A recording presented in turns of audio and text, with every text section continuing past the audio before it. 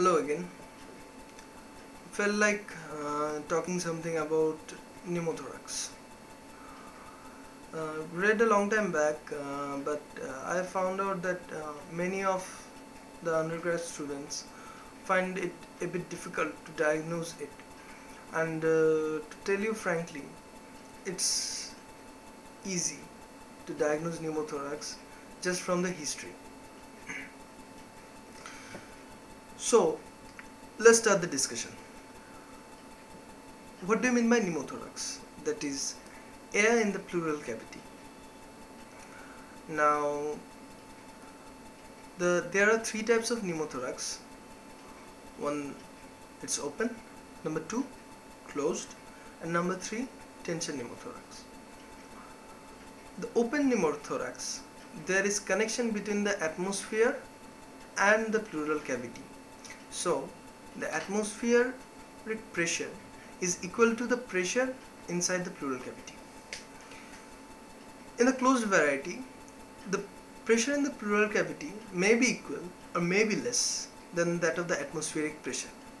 But the problematic thing is the tension pneumothorax. In tension pneumothorax, there is a valve mechanism which permits air into the pleural cavity, but the air cannot go out into the atmosphere.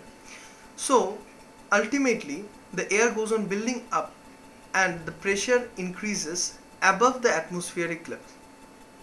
So it's a very dangerous thing, and it will go on compressing your lung until and unless it impairs your gaseous exchange. So tension pneumothorax is a medical emergency and it is a very fatal condition. Okay, what is the etiology? The etiology may be trauma, or it may be in a middle-aged man who has emphysema, especially an emphysematous bulla, which has burst open into the pleural cavity and gives rise to pneumothorax. Now, what to do, how to diagnose, and after that what to do with that patient. The patient will give, if the patient is of that emphysematous, having a emphysematous bulla, he will give a history that he was going on coughing and coughing and coughing. Suddenly there was a chest pain, and he just caught hold of his chest, that side of the chest where there was pain, and he could not breathe easily.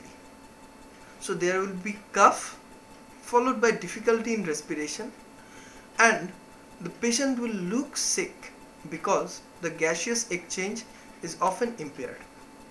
So we are discussing here about tension pneumothorax. It is a medical emergency, and guys, please, if you get this kind of history, you are almost 100% sure that it is a case of tension pneumothorax. Don't go for an X-ray. It will just kill your time and the patient will succumb. A lot of books now say this. It is the current concept that don't go for an X-ray, diagnose it from the history, and then clinically. Now, what can you get clinically?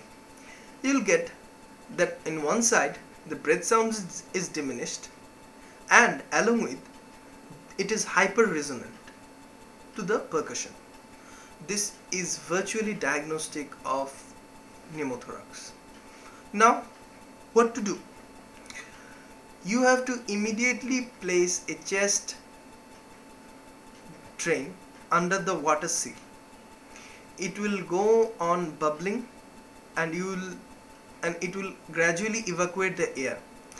It is traditionally it is placed in the 4th or 5th intercostal spaces in the affected side.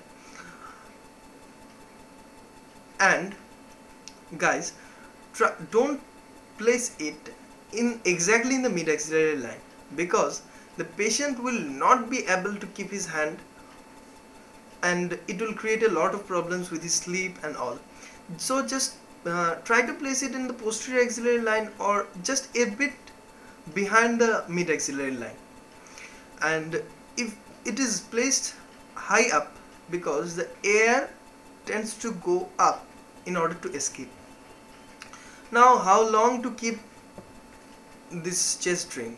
Keep it for 12 hours after the bubbling has stopped, and after that review with a chest x-ray, and you are sure of the diagnosis. And what are the other modalities along with it is that you can add one bronchodilator.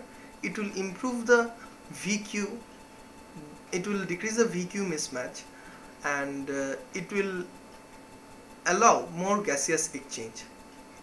So the take home message is that if a patient comes to you with chest trauma having respiratory difficulty, or if a patient who gives history that he was going on coughing and suddenly there was onset of chest pain, you can easily diagnose pneumothorax, just correlate clinically and go for the treatment. You can later do a chest x-ray. Thank you. Hope you will subscribe to my videos, or you can mail me, or you can write me your reviews at depankarmaka@gmail.com. Thank you all.